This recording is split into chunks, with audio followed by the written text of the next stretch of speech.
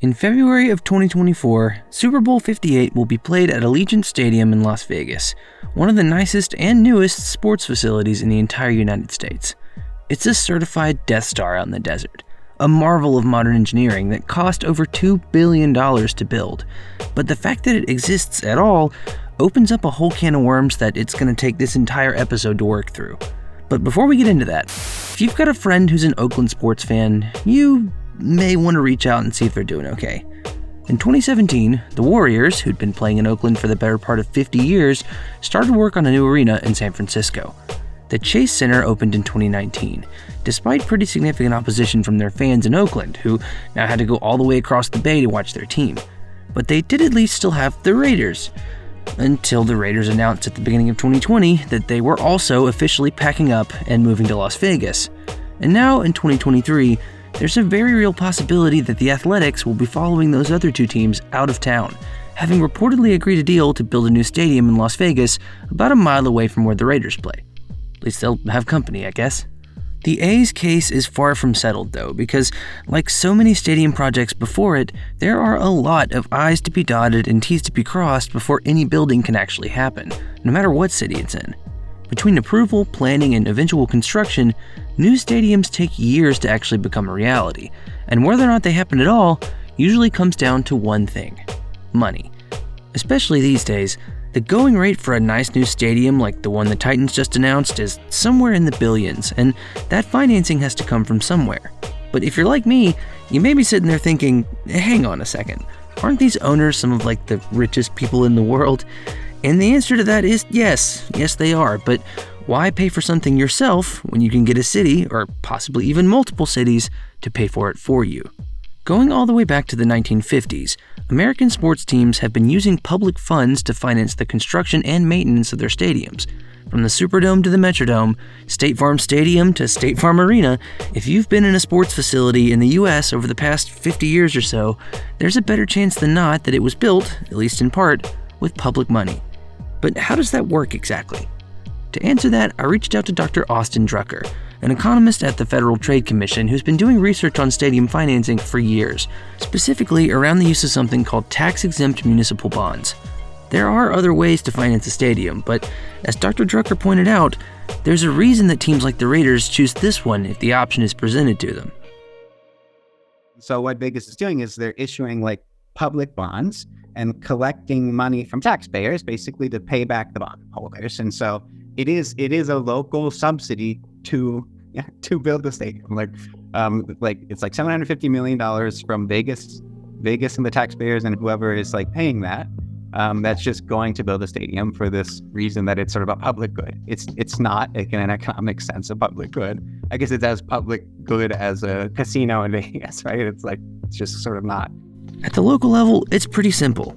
City or state governments issue municipal bonds, which are tax-exempt, hence the name tax-exempt municipal bonds, to pay for the initial costs of the stadium. Through this process, local governments will commit to varying degrees of financial contribution to a stadium project, which is a big part of incentivizing teams to play there.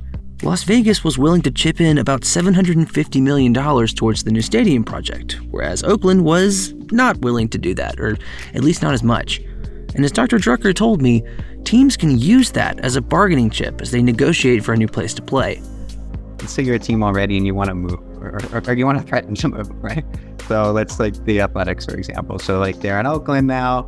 I guess they would appeal to Oakland and the area and say, hey, like we need a new stadium, or like maybe we'll like think about leaving because hey, the Raiders moved and Las Vegas is a growing area. So like, so they will kind of not threaten the home city, but sort of kind of threaten them and say, like, if you don't pay for our stadium, like maybe we'll move. Like they have this threat value because there's a fixed number of teams. And cities want to have a team, though you can check the econ research on that. It's quite clear that teams don't really benefit the economy of the cities.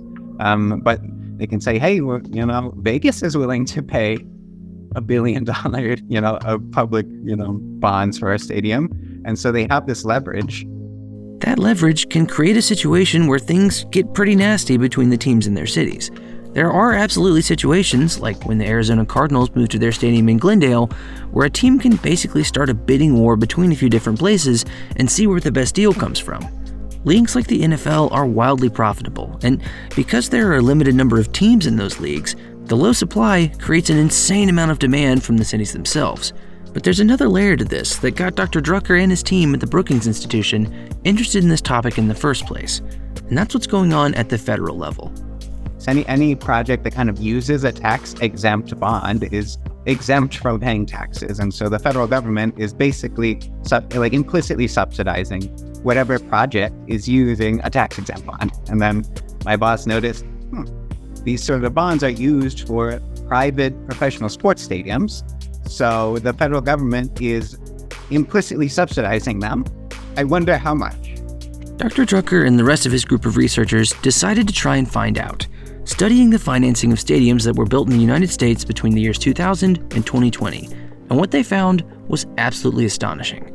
Across 54 new stadiums, teams used nearly $17 billion in public money to help pay for them, with some projects, like Lucas Oil Stadium in Indianapolis, getting more than $500 million on their own. But how are these sports teams, which are private, getting access to money that's supposed to be public? Well, that's complicated, and that question of what does or even should qualify as a public project is right at the center of this debate, which has been going on for a really long time. So it's sort of like the question of what project is allowed to use federally tax-exempt bonds? Like what projects are allowed to, right? So we would think things like public goods. So you can argue about this, but things like a school or a hospital or a road construction is like a public good that benefits, everyone can use it. You can't really restrict people from using it and that sort of thing. So those are traditionally kind of what public goods were. And so they're public goods, they benefit maybe even people outside of the jurisdiction, maybe they sort of have national benefits. And so the federal government says, okay, these sort of things are worthy of federal tax exemption. And so really they're subsidizing the state and local government, right? So the state and local government get to issue the bonds at a lower interest rate. And so it's the federal government subsidizing the state and local government to have sort of a lower cost to build these nationally beneficial things like roads and hospitals or whatever. In the middle part of the 20th century, U.S. cities started spending a ton of money on multi-use sports infrastructure projects, with the theory being that a multi-use stadium could both attract teams to come and play there and save the city money that would have been used on building multiple facilities. Atlanta, for instance, was able to lure both the Milwaukee Braves and the expansion franchise Falcons to come play at Fulton County Stadium, which was paid for in large part by the city's taxpayers. But professional sports teams are private corporations, and eventually, both Congress and the IRS were like, hey, that's not really what that money is supposed to be for. So, in response, the US government created what's known as the private business test. Here's how the private business test works. For a team to be able to use tax-exempt bonds on a stadium, that stadium cannot be both used by a private entity and majority funded by activities related to that private entity. In other words, if these special tax-exempt bonds get issued to build a stadium, you can't use too much money generated by the stadium through things like ticket and merchandise sales to pay those bonds back, because all that stuff is private. In 1986, Congress set the number at a maximum of 10% private funding, thinking that there was no way that cities would be willing to pony up the other 90 just to have a cool stadium. But I don't think they fully realized what they were up against. In 1986, they lowered that threshold to 10%. So they said not more than 10% of the money can come from activity related to the stadium, right? So you can do, if it's $100 million, right, 10 million of it can come from ticket taxes, but the 90 million has to come from something else. So the way that the cities interpreted that was okay, let's structure it so that it's even worse, right? So 90% of the financing is unrelated to the stadium and only 10% is, right? And so the senators or whoever who were working on this said, there's no way they would do that. They wouldn't do that. That would be dumb, right? But they sort of underestimated the desperation of cities to sort of keep their teams, I think. In order to get public financing to build the stadiums that their teams wanted, cities started to fail this private business test on purpose, deliberately setting up the financing in such a way that almost the entire project was ostensibly funded like a public project, which, again, it is not. That loophole in the US tax code is how you get organizations all over the sports spectrum benefiting from millions of dollars in subsidies from their city's taxpayers, which you'd think would be a tough sell to those people, but there are a few ways that the people in charge of these projects try and make the economics make sense. One of those ways is something called a tourism tax, which is where cities will raise taxes incrementally on things like hotels, rental cars, and restaurants, or the things that will be used the most when fans from out of town come to the new stadium. And those taxes do generate a lot of revenue, but there are a couple of pretty big flaws in that logic. If I'm a Major League Baseball team, I'm going to get a maximum of about 90 home games per year in the absolute best case scenario. NBA and NHL teams get about half of that, and NFL teams are lucky if they get 10. And not all of those are going to be big revenue generators. What happens on those other 350 days? If you're one of those businesses in a city with a big stadium, the tourism tax stays in place all year round, whether there's a game happening or not.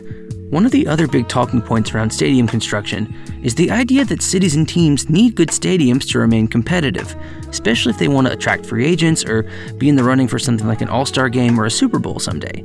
And there's definitely some truth in that, but teams will and do use the amenities that other teams have in their stadiums as leverage in negotiations with their cities, and the cycle just keeps going every time something new comes along.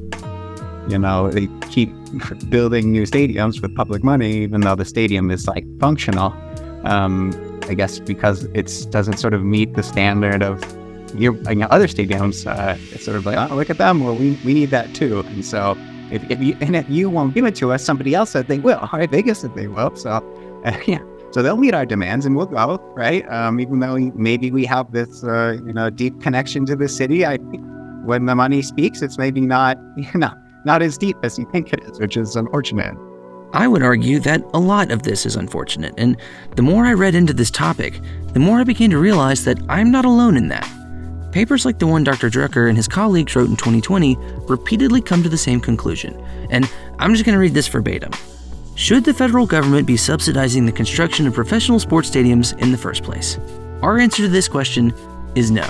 This article from the University of Michigan Journal of Economics said the same thing. So did this one from the University of Villanova in 2013. In fact, a survey from 2006 of more than 200 PhD-level economists found that over 85% of the participants were against public subsidies for sports stadiums. If we're talking about pure economics, most people who actually know what they're talking about agree that this is a bad idea. But this is about way more than just pure economics. If you've watched much of this channel, you'll know that I'm a big Braves fan, and since 2017, the Braves have played their home games at Truist Park in Cobb County, about 10 miles outside of downtown Atlanta. My heart says that Truist is a great ballpark with lots of amenities, and that every time I've been there, I've enjoyed it. It's a legitimately great place to go and watch a baseball game, but my head sees how it was financed and how the team basically pitted different parts of the Atlanta area against each other to try and get what they wanted, and it kind of makes me want to vomit. This whole idea would be slightly more palatable if the smaller market teams were the ones getting the most help, but they're not. In the data from Dr. Drucker's paper, the project that relied the most on tax-exempt municipal bonds was Yankee Stadium. The fourth most valuable sports franchise in the world and the biggest city in the country used over $1 billion in taxpayer subsidies to build this. And while yes, they did get a pretty cool stadium out of it, I find that incredibly difficult to stomach for a few different reasons. First, using public money like this is, in my opinion, unethical. Makes me pretty uncomfy that this money that's supposed to be used on roads and hospitals and schools and things like that is instead going to building these incredibly expensive stadium projects that the cities may or may not actually need. Secondly, and relatedly, it's inequitable. The people who are losing the most in this situation are not the ones building the stadiums, but the people that are going to be filling them. And thirdly, it's pretty much universal. Teams from basically every league we have are using that loophole, and the federal government is effectively allowing it to happen by letting local governments use tax-exempt bonds for these projects. Congress thought they'd fixed it in 1986, but here we are, nearly 40 years later, with it very much still unfixed. So what do we do now? Fixing that problem in the tax code could happen in a couple different ways, both of which Dr. Drucker identifies in the paper. Either change the wording of the private business test to be easier to pass, or just ditch the whole cloak and dagger thing altogether and go straight for the main issue.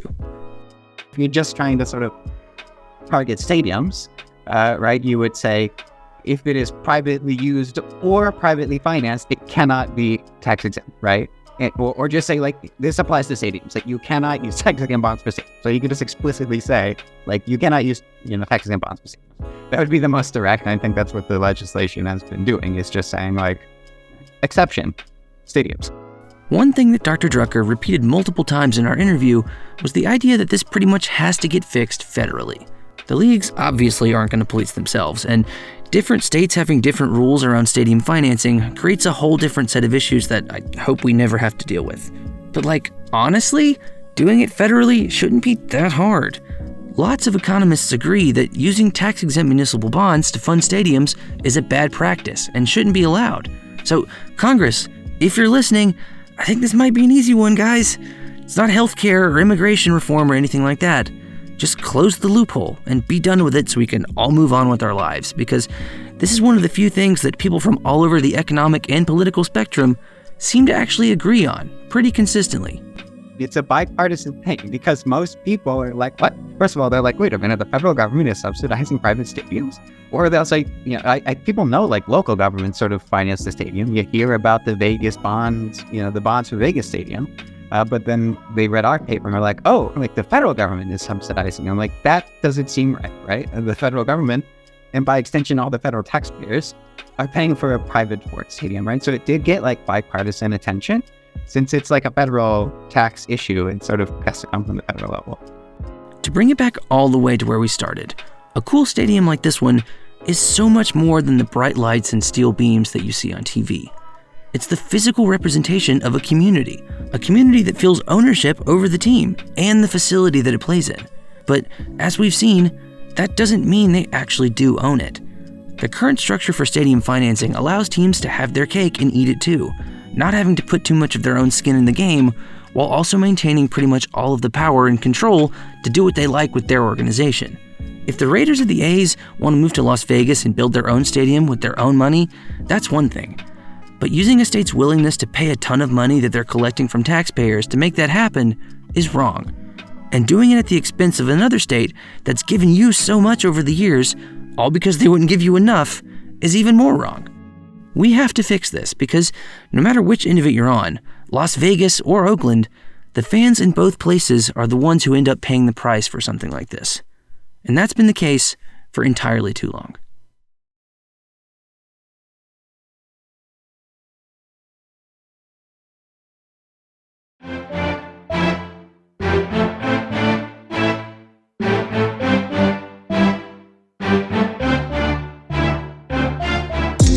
Hi, yes, hello, thank you for watching another episode of Student of the Game.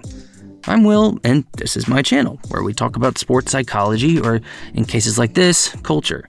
I felt like this was a really important topic for us to get into, because it's affected so many people for such a long time.